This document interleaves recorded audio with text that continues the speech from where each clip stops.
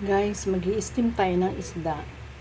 Lagyan natin yung plate na pag-i-steaman natin ng ginger strips at saka onion leeks.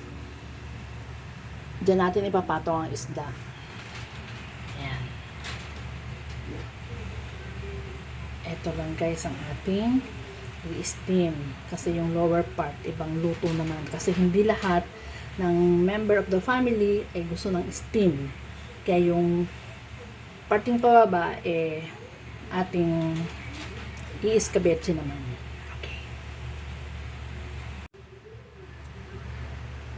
Ang isda nga pala ay minarinate ko ng salt.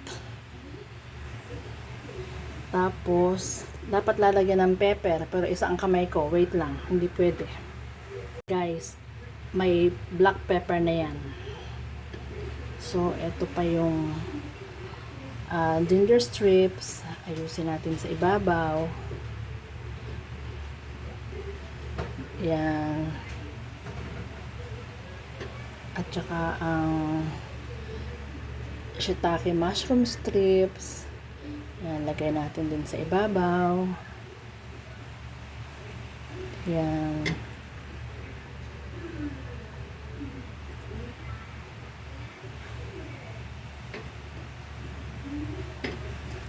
Tapos yung natirang onion leeks, lagay din natin sa ibabaw. Ayan.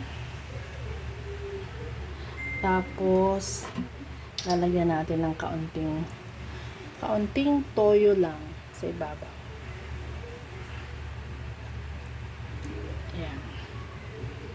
Siguro about mga 1 teaspoon.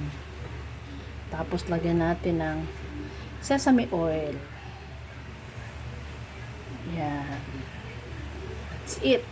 Tapos i-steam lang natin siya ng mga 12 minutes. Okay, wait tayo. Guys, eto na yung finished product ng steam fish. Ayan. Okay. That's it. Kain na tayo. Bye!